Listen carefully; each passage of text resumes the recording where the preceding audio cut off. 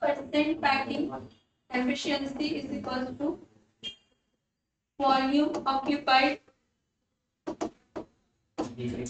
by particles divided by volume of unit cell into 100.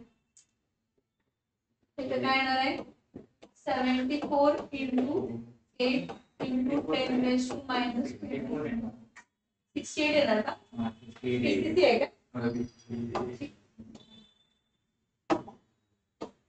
68 into 8 into 10 raised to minus 23 divided by 100 equals to 1. Occupied by particles. It is 68 into 8. 8 is a 64. 8 is a 64.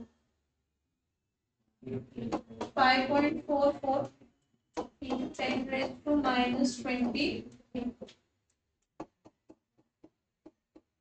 Total volume occupied by particles.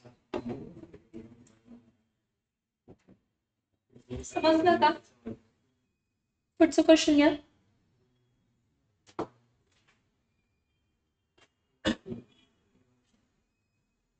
calculate the volume occupied by the particles तुम्ही करा same formula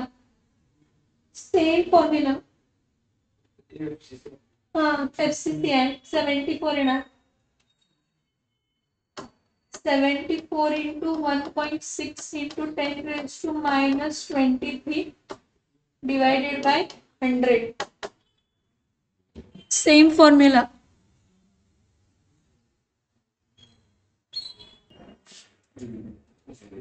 चलेगा. Calculate the volume occupied by a particle in FCC. हाँ 4 particle total volume आला हाँ sorry total volume किती येते 1.1 देखो sir एक ग्रेड वाले टोटल वॉल्यूम किती येते 1.184 into 10 raised to minus 23 हे टोटल वॉल्यूम झालं ना मग FCC आहे त्याला डिवाइड बाय काय करायला पाहिजे 4 अ पार्टिकल ना 1.184 divided by 4 into 10 raised to minus 23. That will be volume of one particle. That will be volume of what? One particle. किती येते आहे सर 2.96. पण काय केले लक्षात येते का ते काय केलंय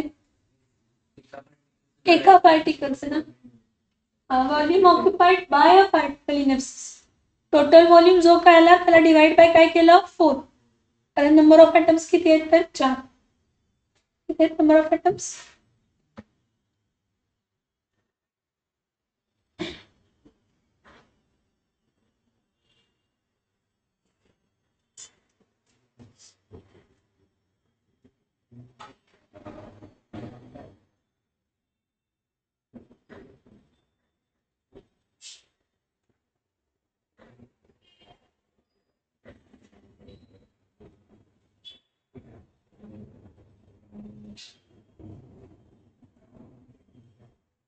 नेक्स्ट क्वेश्चन बघा हे नोट डाउन केला काय हे नोट डाउन केला सांगा identify the type of defect in brass alloy brass alloy मध्ये कोणता डिफेक्ट असतो सबस्टिट्यूशनल इम्प्युरिटी डिफेक्ट कसला डिफेक्ट असतो सबस्टिट्यूशनल इम्प्युरिटी डिफेक्ट कसला डिफेक्ट असतो substitutional impurity defect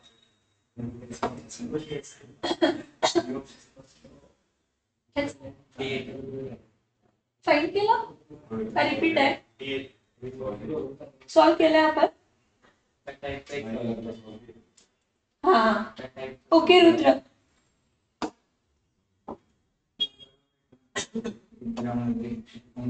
number of atoms present in 1 gram. x gram म्हणजे इथं 1 ग्रॅम. मग इथं x into z divided by rho into aq.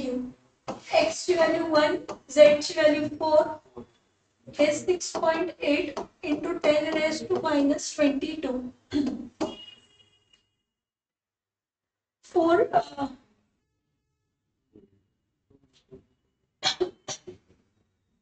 काय करायचं? 4 into 10 raised to plus 22 divided by 6.8 divided by 6.8 म्हणजे इथं काय येणार आहे? आन्सर काय आहे जरा कॅल्क्युलेट करून सांगणार. हा कॅल्क्युलेट खरोखर करा. खरोखर 2 सर हा 3 सर आणि हा 4 सर हा 2 1 आणि हा 1.7 म्हणजे हा 10 raised to 22 divided by 1.7 म्हणजे इथं काय करा 100 into 10 raised to 20 10 पास होत आहे. हा 10 पास मला 0.17 10 into 10 raised to 22 divided by इथं काय येणार आहे तर 17 किती येते बघा 10 divided by 7 म्हणजे 17 10 divided by 17 किती येणार आहे 17 म्हणजे 17 17 to 34 73 is 51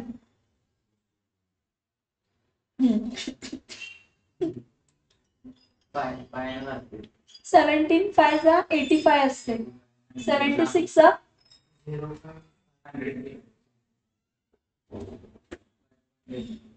म्हणजे 5.82 येणार म्हणजे हा 0.5882 into 10 raised to 22 येते म्हणजे 5.882 into 10 raised to 21.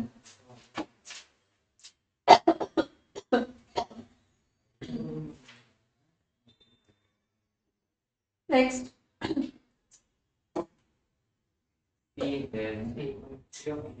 झाले काय हा कॅल्क्युलेटर टोटल व्हॉल्यूम काय volume occupied by all particles. Which of the following dopant is used in germanium to produce P type of semiconductor? Boron. Group 13 चा starting लेक्चरला सांगितलं मी group 13 कधी dope करायचा आणि group 15 कधी डोप करायचा. ना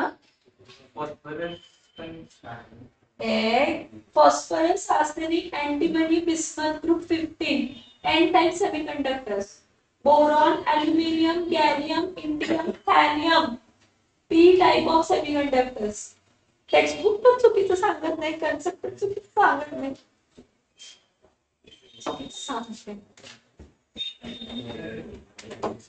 बरं पुढचं बघा ह्याचं बघा calculate the number of unit cells in 1 centimetre cube.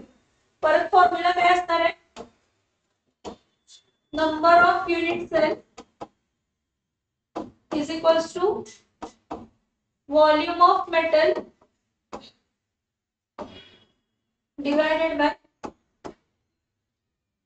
volume of unit cell. So 1 divided by 3.448 into 10 raised to minus 23. Minus 23 वर जाऊन काय होणार आहे plus 23. So 10 into 10 raised to 22 करा divided by 3.448 काय येते बघा सक्षम सॉल्व कर पटकन.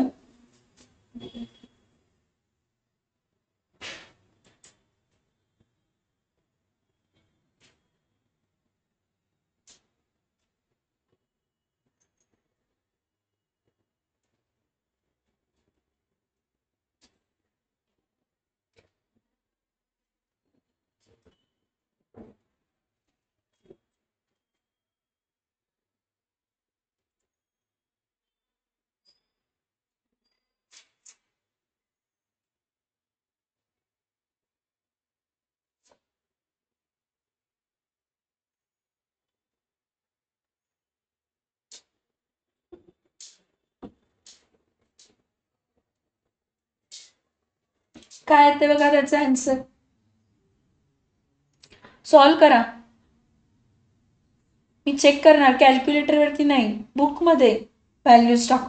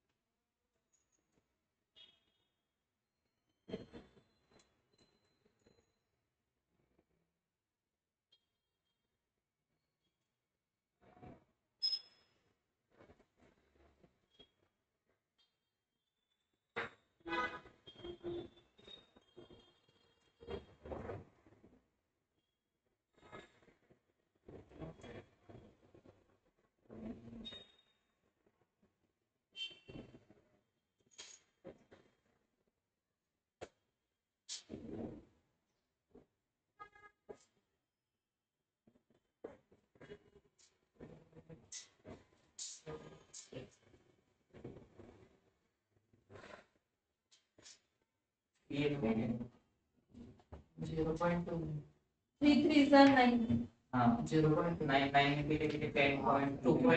2.9 येणार कारण परफेक्टली डिवाइड होणार.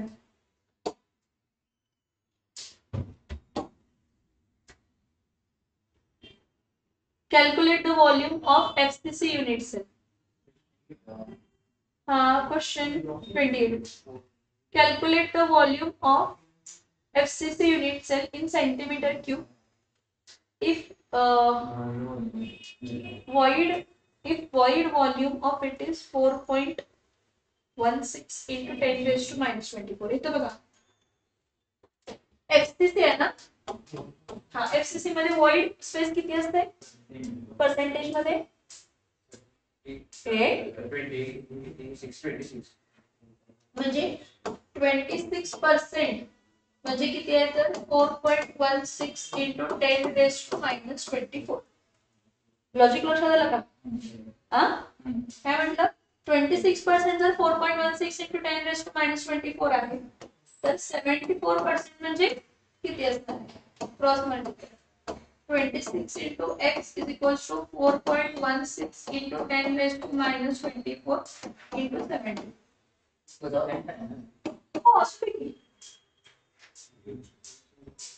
हाच लॉजिक घेऊन सोडणार.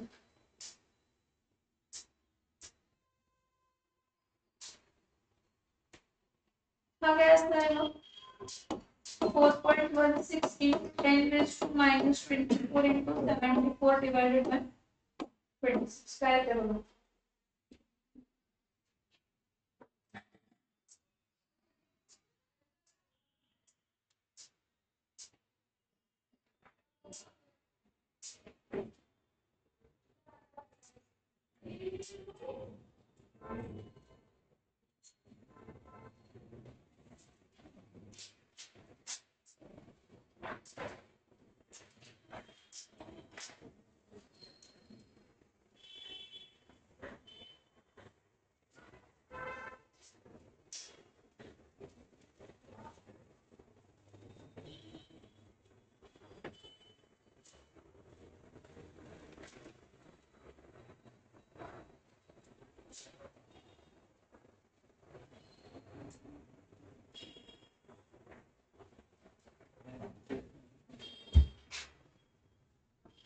आन्सर काय दिलंय बघा त्याचं.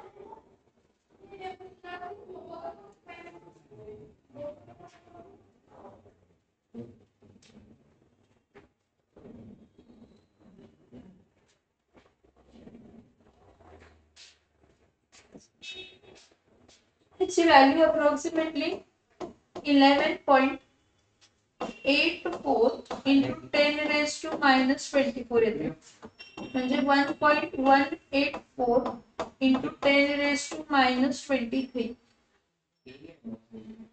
हा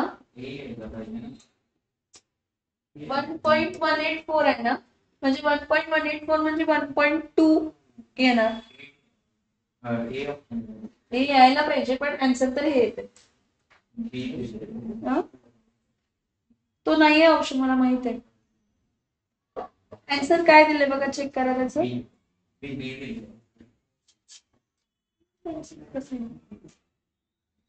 Calculate the volume of FCC unit cell.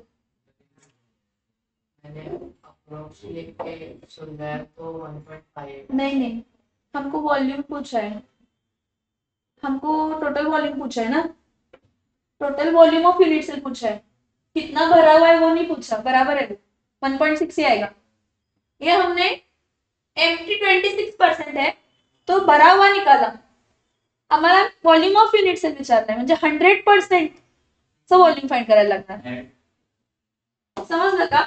Calculate the volume of FCC unit cell विचारले ना, वॉल्यूम म्हणजे ए क्यूब येणार त्या केस मध्ये, 100% किती भरणार, म्हणजे 4.16 इंटू 10⁻⁻24 जर असेल, वॉइड किती पर्सेंट आहे, 26%. मग पूर्ण भरला असतं तर 100% म्हणजे किती, हे क्रॉस मल्टिप्लाय करा, बरोबर येते ते 1.6 इंटू 10⁻⁻23. किती एम्प्टी आणि किती भरलेला व्हॉल्यूम नाही विचारलं, मी किती भरलेला आहे ते काढलं. कंप्लीट डिव्हिजन होत आहे ते येते आन्सर बघा 1.6. म्हणजे total volume of unit cell काय असणार आहे, 100%. 26% चा व्हॉल्यूम एवढा आहे, तर 100% चा व्हॉल्यूम किती, 100% म्हणजे total volume of unit cell, बरोबर आहे 1.6 येणार. आणि आपण जे काढलं ते काय काढलं, किती पर्सेंट एम्प्टी आहे तर किती पर्सेंट भरलेला आहे, म्हणजे किती व्हॉल्यूम भरलेला आहे ते फाइंड केलं आपण. किती व्हॉल्यूम भरलेला होता, 111.8 इंटू 10⁻⁻24 म्हणजे 1.18 इंटू 10⁻⁻23. 1.6 येते बघा, येते का total volume.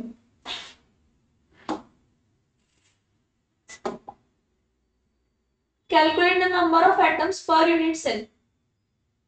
If density, product of density and volume is given and mass of atom is given.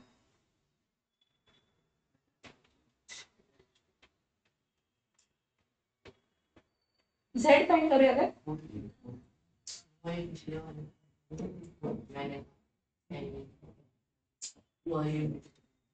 Per unit mass of one item दिले ना,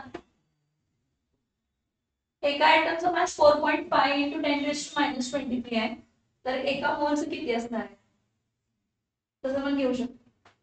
बघा मास ऑफ वन आयटम किती आहे, 4.5 इंटू 10⁻⁻23 आणि mass of one mole of atom किती असणार आहे, 1 mole of atom 4.5 into 10⁻⁻23 into Avogadro's number 6.022 into 10⁻23 plus 23 minus 23 cancel झालं. 4.5 into 6.022 किती येते सांगा, 4.5 into 6.022 किती येते सांगा,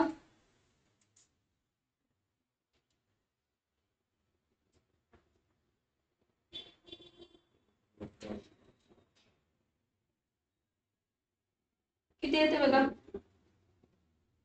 57.09.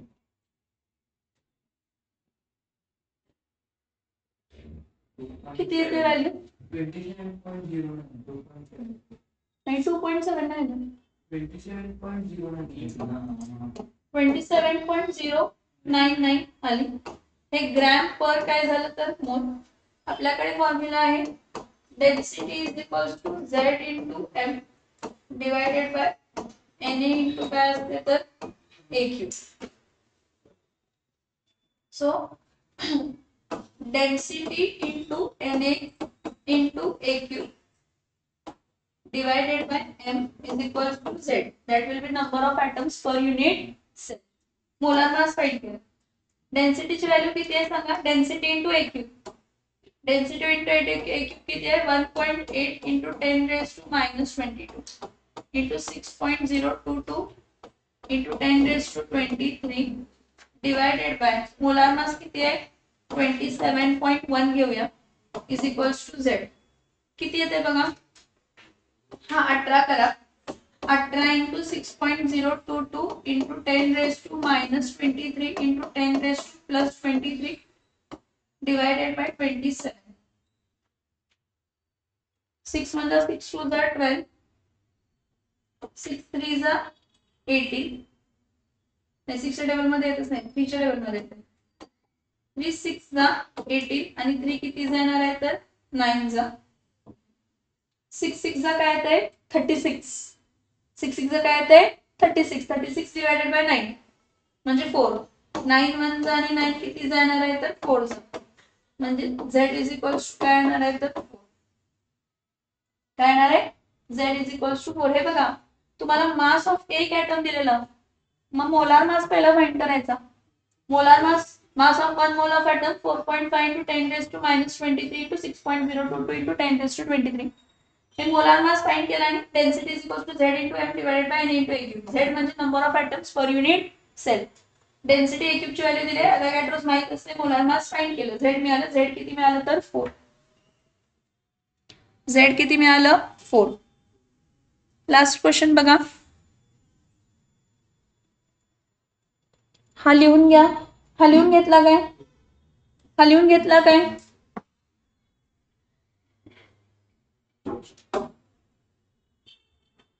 Identify the defect developed when an ion of ionic compound is missing from its regular site and occupies interstitial position between lattice point. Ionic solid आहे. Ionic solid मध्ये interstitial defect येतोय. फ्रँकेल्स defect. कसला defect. कसला defect फ्रँकेल्स defect. Ionic solid मध्ये काय होत आहे. Ionic solid मध्ये काय होत आहे तर स्वतःची जागा सोडून दुसरीकडे येऊन बसतोय म्हणजे कसला डिफेक्ट झाला तर फ्रँकेल्स डिफेक्ट.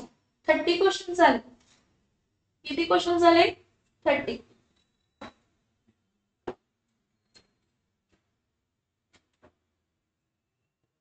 हा हे सांगाय. Identify the defect that develops when the ratio of number of cations to anion become different from that indicated by its chemical formula. Non-stoichiometric defect. कसला डिफेक्ट non-stoichiometric defect. नेक्स्ट हे नंतर न उद्या बघूया. Question number 32. तेवढे सोडव. त्यातले आपण त्यांना 100 तर सोडवायला लागणार आहेत क्लासमध्ये. 100 क्लासमध्ये सोडवणार. राहिलेले तुम्ही सोडवा.